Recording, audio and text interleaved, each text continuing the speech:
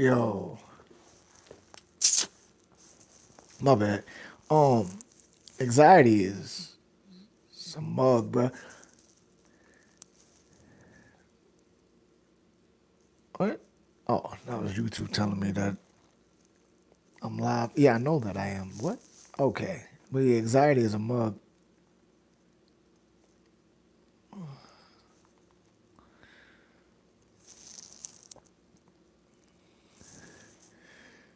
Rotate back. Orientation is locked.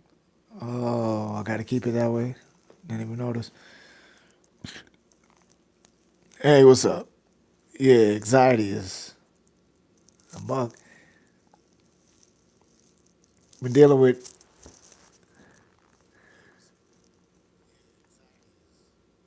physical ailments that I was able to knock off. The only reason why I'm doing this right now is because I just don't want to go outside.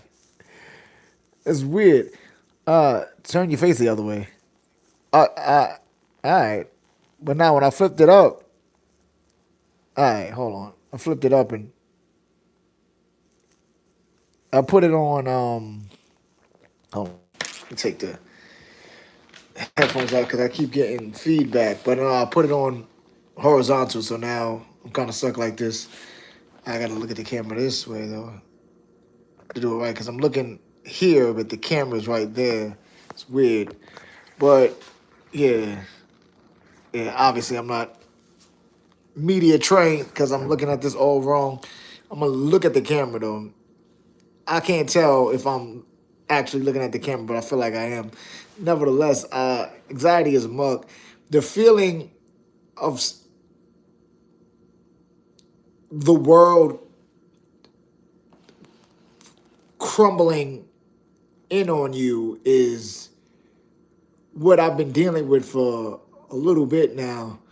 Uh, the actual like physical ailments I've been able to get over. My knee, I had another like issue, something else going on, but this crippling feeling of anxiety has become more prevalent as my life has gone on, especially after I lost my mom. Like that, just that. No, keep it how it's been. Keep it how it's okay. But I think. Well, I'm saying it needs to be studied. Obviously, anxiety is studied. Like I'm currently in therapy and all these other things, and trying to figure out, peeling back the layers of my personality to see why I feel certain ways or say certain things. Well, not say certain things, but feel certain ways. But I will say, like, there's been a few days, more than one, where I have, and this is even, again, like I was dealing with physical stuff going on, but I've gotten fully dressed and been like, nah, I'm good. I'm going to just stay in the house. There's been a few days that that's happened. And even with the physical ailments that I was going through, I was able to push through that. But now it's become more prevalent, me being more aware of it.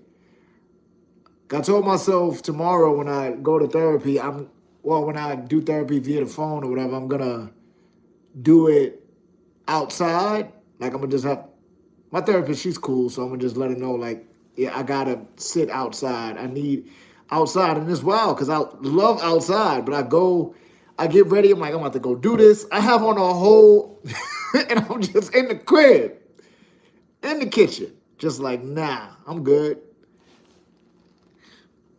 It's weird. It's really weird. It's really weird, and it's even weirder when you look at when I feel like I've been looking at anxiety from a third person view.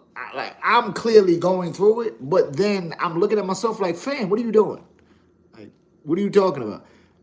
Like, go outside. And again, I know going through therapy and then figuring out some medical stuff, I know initially it was because of physical ailments, but then that transformed itself into a mental ailment because I think the issue that happens with us is separating the mind from the body. Separating those two things don't do you any good because in the end, you are one full person. So even if you got like a bad knee, got even if you got like a broken arm or something like that, but if mentally you aren't there, period. And I don't know if I sound like I'm rambling right now, but yeah, I'm just saying, like I think anxiety is something that is like it feels like you're being like beat up. Like now in my life, I've competed, I haven't competed to the level that I've wanted to. I've done stupid things, I've done smart things. I'm not gonna make any excuses for any things that I've done because they're already done. And the thing that I will say is going through therapy, you realize that the stuff that you have done in your life, stuff that you haven't done, really all comes down to decisions and circumstances. But those two things go hand in hand. And those two things can like obviously play on your anxiety. And what I mean is like you can have the ability and opportunity to do so many things, but if you, let's say, for instance, New York City, I think they said the number of children that are unhoused has reached record numbers. Like I think it was like 118,000 kids that suffered from some form of unhoused situation during the last school year, and all of those kids are in school, but they all don't go home to the same conditions. So you can have everybody at class at school and have those same people that's at class and at school, trying to do their best, trying to pass their class, trying to do their best, trying to obviously pass their classes and whatnot. But you don't know what they go home to. And I think that encapsulates just what somebody's going through mentally and physically. And because those mentally and physically is one. We can all have opportunities to do things, but you don't know everybody's circumstances. You don't know what everybody's going through. You don't know what leads people to do certain things. Like we tend to, and the media tends to prop up people who have defied the odds.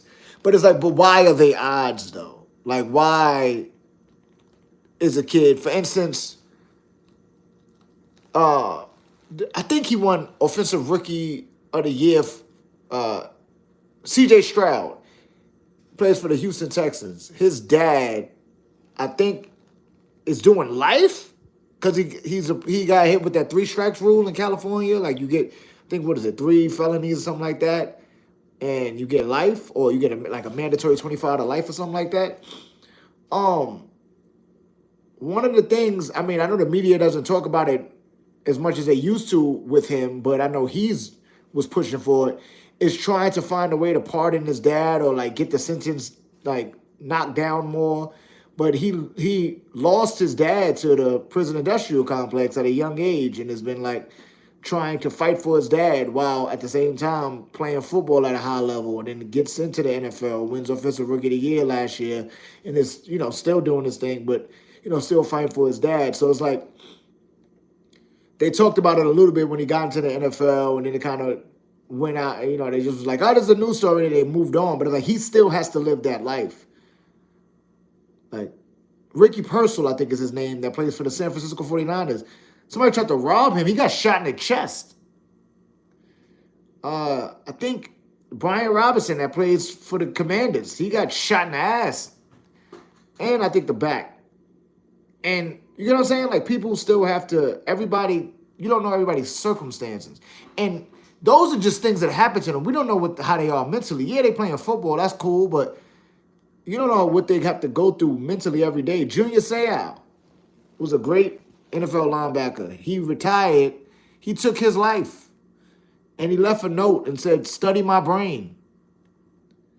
So I say all that to say, like, having anxiety, having any other, mental and or physical ailment or disability or whatever have you, it people should be more kind and understanding, and we should be more kind and understanding to ourselves, because it's really hard. Again, I've done this motion here several times. The only reason I'm on here now is because I'm just like, I just feel like I need to, I don't know. Maybe somebody will hear it and care. But getting fully dressed to go do something and then being like, I'm good. Excuse me, I was choked. Is God, is a lot. Like, knowing and doing are two different things. But again, you got to factor in more stuff. So I think when it comes to like physical and mental health, like we are starting to see in mainstream that they're talking about mental health and whatnot, but they use it, they weaponize it. Like they immediately equate people who are unhoused as dealing with a mental health issue, which isn't fair, because then you're saying like, oh, because you don't operate like how everybody else operates, this is why you don't have a home. And they're like, what? And then, of course, when it comes to people, mass takers of people's lives, they be like, oh, these people suffer from mental health issues. It's like the demonization of people who are living like a lot of what's happening within our society is indirect, is the reason why people have mental health issues, how they want to and the reason why people, but the way that the media tries to demonize while at the same time prop up, but they only prop up for capitalism, is wild. Because in the same breath that they'll have a news story about somebody doing something and saying that they suffer from a mental health issue, they'll then have a commercial for better help right after that. Like, oh yeah, nah, just call it this, text your text your therapist. And then BetterHelp got in trouble for like selling people's information. So they don't really care about mental health. It's good that, it's talked about more, especially in like African communities within America, because of all the trauma we've gone through. Like, there's a lot of silence in amongst us. But like having anxiety, having all these things, it's again, fam, I have on a whole jacket, keffir hat. I'm dressed to go do stuff, and I'm just like, nah. Like, I don't want to touch the door. That's wild. And I feel like us as a people and just individuals and whatnot is compassion. Like, if you have any friends or family going through anything, just listen to them. You don't need to give any kind of analysis on their day-to-day, because you don't know their circumstances. And even if you do, it's better to just be like, and that be it. Just nod. I hear you. I understand. Or even if you don't understand, I hear you. I'm here for you. And you do understand to a point because you're listening to them. So you're obviously open to understanding what they're saying. So I think it's better if you make space for everybody by not feeling like you can help with your words and shit, because not everybody needs to hear that, because sometimes that's not the thing that's going to work. Like, yeah, for sure, being there if they ask you for advice is great, awesome, but in reality, like, again, people's opportunities and circumstances and people's situation, which tie into their opportunities and circumstances, you can't really speak on because you don't live their life. So it is really just better to just listen and just shut the fuck up until they ask you for an opinion. Like, I think that's the issue with, outside of the corporate spaces of commodifying mental health, with for instance, internet personalities and Facebook, YouTube, whatever, TikTok, and all personalities, like trying to tell you how to live your life, or drop videos with like quotes that I had. Well, they'll be quoting themselves, and then they'll be playing like cool music in the background. It'll either be like something from like Gladiator or some shit. And you're just like, yeah, like, I'm ready to go. Ah, it's like, nah, fam. Like, I mean, if a YouTube video does get you to do what you need to do, so be it. But even that is just somebody thinking that they can, thinking that they're talking to you, thinking that they are listening to you, and that they have the answers for you. But things like anxiety, think all these things that people are dealing with, they need to be taken seriously and dealt with care. Like, people just need to care. A lot of people just don't give a fuck. And that leaves, so many of us in places and spaces where we like, what's the better option to do this or do that or blah blah blah. Like, yeah. Like, we think we got the answers when really, like, every day you just trying to figure shit out. You really are just trying to figure stuff out. Like, I was talking to a lady, I was talking to a medical physician yesterday about possibly having ADHD. And I was just, we were talking, and I'm just like, it's wild. We kind of forget that as humans, that we are constantly learning. Nope, like, we don't have it in a bag yet. Like, we're constantly trying to figure this all out. Like, the fact that it wasn't like thousands of years ago that children were working in factories.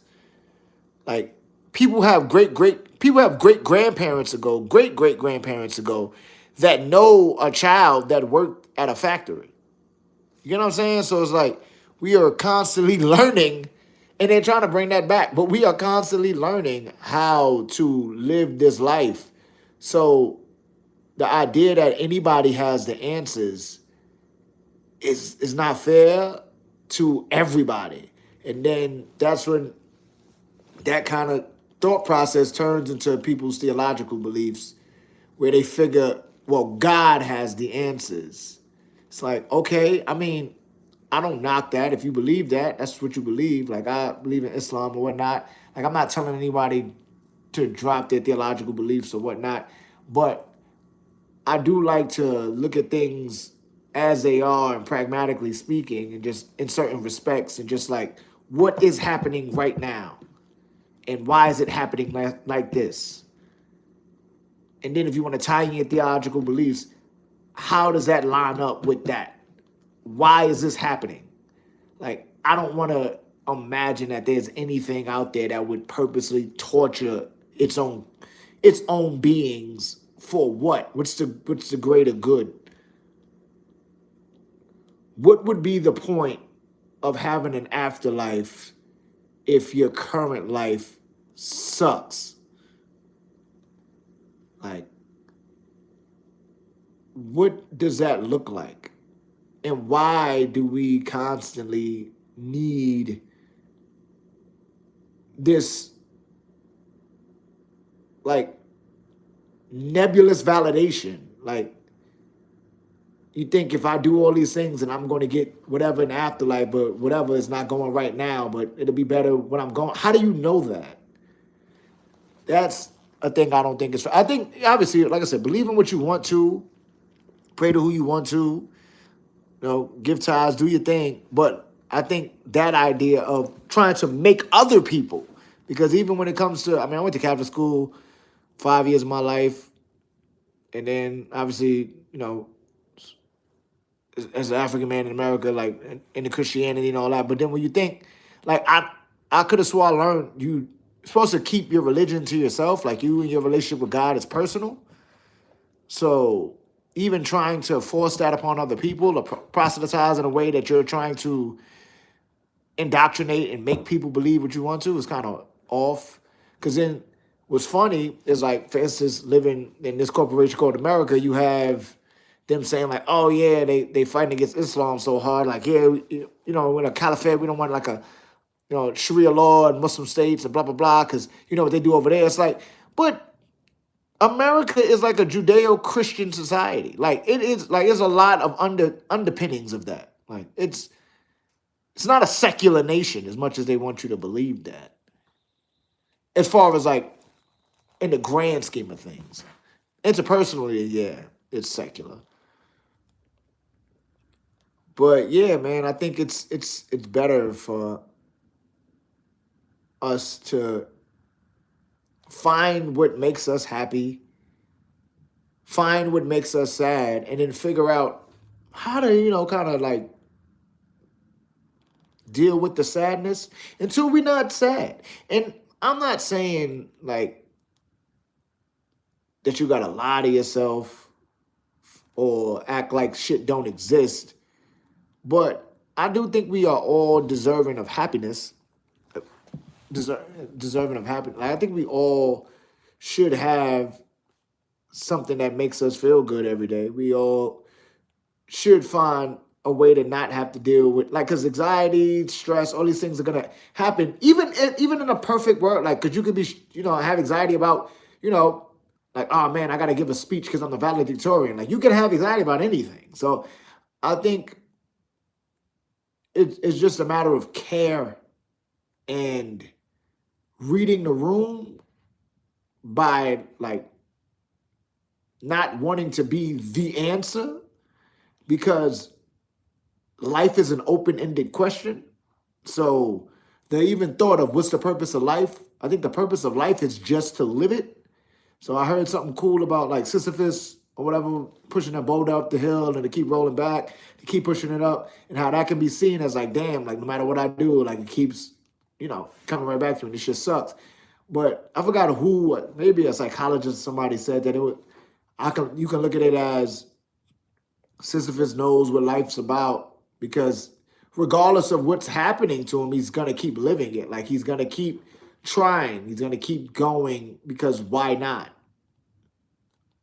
Like, why not look to live if you can? And that's not me saying like, yo, you should blah blah. Because again, like I just said, I would be completely contradicting myself. Like I just said, we don't have the answers for other people's situations and circumstances. We can only just like put out feelers. You can only, it's like life's like a multiple choice type of situation. You can only just like throw a bunch of shit up there. Sometimes it could be one of the, A, B, C, or sometimes it could be D. It could be none of the above, or it could be E. It could be all of the above. So I think like things like anxiety, things like any other mental health issues that people are dealing with, we need to stop feeling as though we have the answers for people. Like, again, I'm fully I'm fully dressed to go. I was gonna go train. I was gonna ride my bike about 6 miles to the gym, go train, go do what I had to do, get myself back in order so I could fight again. And went to the store to go buy some juice. I made a whole protein shake, drank that, threw my book bag on, got my bike ready, and then I was like, and I sat on the stairs like, nah, like my chest got tight, like it was wild. It was wild. And then in the moment, I'm like, yo, this is some bull. Like, in the moment of opening the door, I'm like, this is some bullshit. Like, opening the door to then close the door back, to then sit on the stairs, take my fucking shoes off, be like, you know what? I'm going to talk about this on YouTube, to come into my kitchen and have a conversation with y'all or whoever's watching in the internet worlds. But yeah, I think we need to be mindful of other people, care. And I don't mean just care about the people that you like. What I mean by that is when we think about stuff that's happened to us, people that have wronged us, it's easy for us to like rest in the idea that they are evil and blah blah blah, and put all that dirt on their name. But if we remove the idea of questioning the person as the thing that they did to you, rather than not just questioning the action, maybe we can, move further as a fucking society. Like, for example, uh, Abbott Elementary. There was an episode where there was a kid that got in trouble for smoking. And he was like, well, there's no signs or whatever that said I can't, and blah, blah, blah. Like, he was saying, like, basically, like, there's nothing that said I couldn't do it, so I don't understand why I would get in trouble for it. And when he said that, the teachers were looking up all the bylaws and all that, like, damn, and statutes, like, damn, there's nothing that says that he can get in trouble for it. Then they went to the district and they said, well, he gets suspended, now you got to start checking everybody's book bag. So they started checking everybody's book bag. The kid got suspended. Well, he was about to get suspended. And then the teachers, like, convened in the teachers' lounge and had a conversation. And they were like, damn, he's such a good student. Like, he would never do nothing like this. Like, this is the first time he ever did anything bad since he's been here. He's an honor roll student, yada, yada, yada. It's like, damn. One of the teachers was like, damn, I don't know what made him a smoker. And then one of the other teachers was like, is he a smoker or did he just smoke? And then Shirley Roth, because I love her so much, she was like, we didn't even stop to think to ask the damn child if he's a smoker or not. Like, what made him do it? And that clicked with me, that whole idea of, like, there are bad people out there. There are people that do bad things. Rather than thinking that they're bad people, and I'm not calling that child in the show bad for smoking a cigarette, but rather than thinking, the idea of thinking somebody is a thing rather than that they did an action, I feel like can bring more humanity to everything. And it would be a better way, it's a good way for me to question the human condition. Because rather than saying that child's a smoker and just say that he smoked, it opens the door for you to ask questions as to what got you to do this, what's going on, why you like what happened. But saying that child's a smoker, you have preconceived notions. You'll say things. So it's the same thing like with anxiety. Rather than saying like, yo, I suffer from anxiety, I have these things going on with me, you're like, okay, what is going on with you? Obviously, they talk to a medical professional. Why are you? What's happening? Like, what's going on? Let's talk about your past. Let's get down to the root of the issue, to the seed of the issue, rather than somebody being dismissive and being like, oh, this person is, yada yada yada. They got all this going on with them, and putting, smut on their name because they chose not to properly. They chose not to properly deal with that person's conditions, like what's going on with them. They just think that they are that rather than they are dealing with that. And I feel like with anything, if we just talk to people and deal with them in that light, that it can help out a lot. Will it get any person suffering from anything like solace or get them quote unquote fixed? I don't know. I don't got the answers. I'm just presenting an option. And I think that's all life is about, is just a bunch of options. You got options to do shit. You got options to not do shit. And then you got circumstances that change those options to do and not do. And then if you don't have the tools to deal with said circumstances, then those options become that much more difficult to deal with. So, like, you know, stress and anxiety and all these things, they come from your material conditions. They come from whatever's going on with you, whatever's happening around you. Uh, yeah. Again, this is somebody talking to you from experience. I'm fully dressed, ready and raring to go. And after I turn this video off, I'm just going to take my stuff off. That doesn't mean that I've given up on myself. And I don't think you should either. All right, peace. Did I look in the camera when I said peace? All right, peace. Peace.